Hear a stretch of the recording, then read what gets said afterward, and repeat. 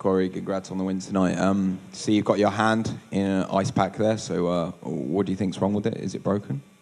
My middle finger, when I hit him on one of the uppercuts or when I landed on a takedown or something, I'm not sure if I jammed it, but they think I might have fractured something in the knuckle or whatever. Can't extend it right now, but we'll be all right. Keep icing, go back to the doctor when I get home, probably back in the gym in a week. What was the game plan tonight? Like, Glover was trying to put a lot of pressure on you quite early, but you seemed to kind of get through that and then start to use your wrestling a lot more, especially in round 3. But what was the actual game plan heading in there? I mean, the game plan in every fight is to go out there and dominate. You know, it's no strict game plan, but it's like we're going to go to wherever the fight goes. If it leaves an opening there to get the takedowns, you're a hell of a wrestler, out-wrestle him. If the opening is there for the hands, out-strike him. You know, we're going to take the fight wherever it is and just dominate. Keep pressure on him and just stay on him. Push the pace. Pace change 15 minutes. We had Anthony Smith win the main event. You probably didn't see it because you were in the back getting probably cleaned up and stuff, but like, what do you make of him? It would make a lot of sense, I guess, for you to perhaps meet each other later down the line. I actually did see the fight, and it was a nice fight. Congrats to Anthony. If he wants the work, if he wants the sauce, he can get the sauce. But, you know, I think right now I'm trying, like I said in my interview, I'm trying to get the best fights to get me to the title as soon as possible. Anthony actually called me out on Twitter for the UFC Lincoln, Nebraska fight or whatever, and it didn't get any retweets or any posts. So, you know, I paid it no attention, which means, like, who the fuck is this guy? Corey, 2017 wasn't an easy year for you. If we talk MMA, in 2018 you keep being successful. How does it feel from your perspective for you to bounce back from these losses and probably enter the top 5 spot right now? Say it again for me, please. Okay. I'll spend most time trying to figure out where you was at to make eye contact. Okay.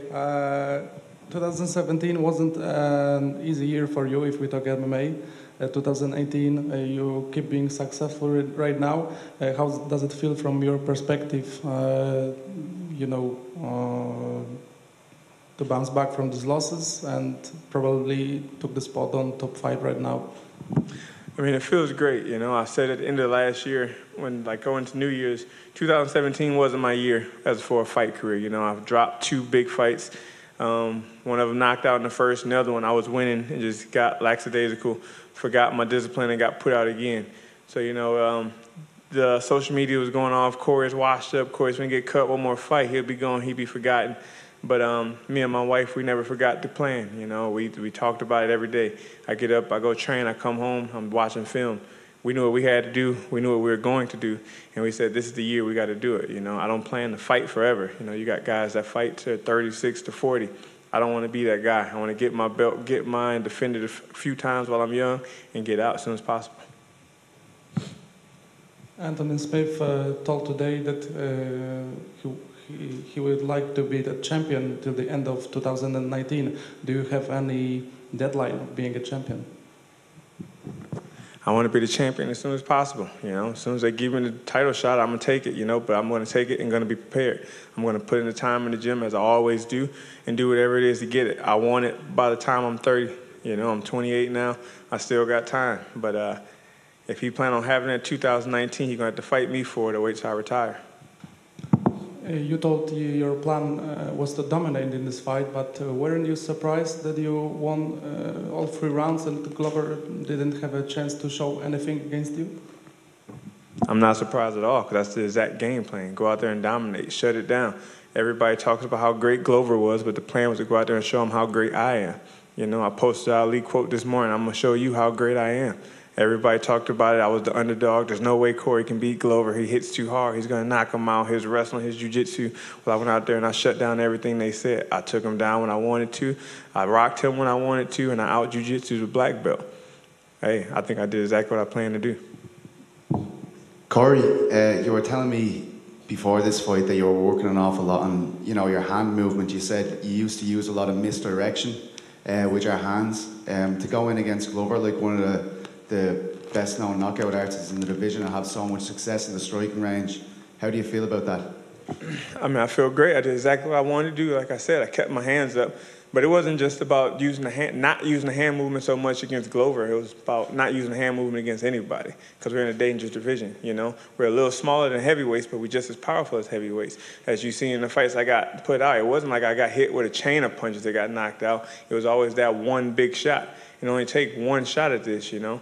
And the plan was just keep the hands up. I've been working a lot. You know, I walk around the house with my hands up. You know, I walk to the dinner table with my hands up. I'm sitting at the table watching TV, whatever it is, hands up, shadow boxing, bringing my hands back, trying to get that muscle memory discipline to the point where I don't have to worry about telling myself, keep your hands up. It's already going to be there.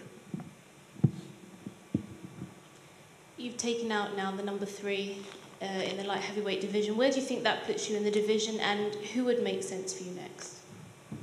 I think it puts me in the number 3 spot. You know, I took out the number 3 guy. Why wouldn't I take his position? And I think it puts me in the setup to fight number 2, whether it's Volcom or Gustafsson, whatever. If Anthony want to fight Gus, give him Gus. I'll take Volcom.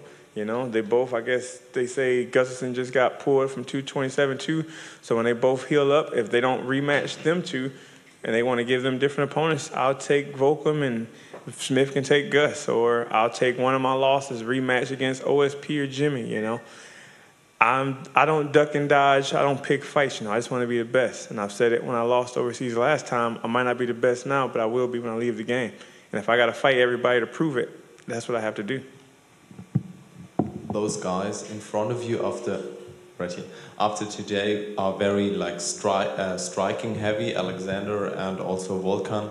What do you think? How do your skills stack up compared to those guys?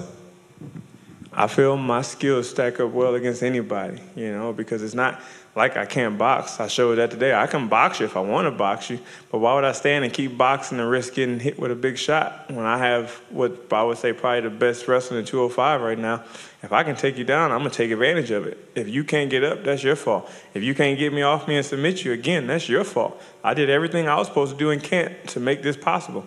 So why would I stray away from what I do best just to give the fans a show because they strike well or whatever? I'm going to go use my boxing, use my fakes, use my movement, do whatever I have to do to implement my game plan. Also, where do you see your wrestling compared to the champion Daniel Cormier? I mean, you can't take away DC's accolades. You know, he did great. He was on the Olympic team. I actually got into the sport because one of his old teammates, Ben Askren, and you know, I've watched film on DC, but DC more, he doesn't have to use his wrestling as much because he's so short and powerful. When he gets into that striking range, he's going to hit you hard, and when he gets to your leg, he's going to pick you up. You know, he's not so much wrestling dependent as I am. You know, that's his thing. That's his game plan. Everybody has their own game plan.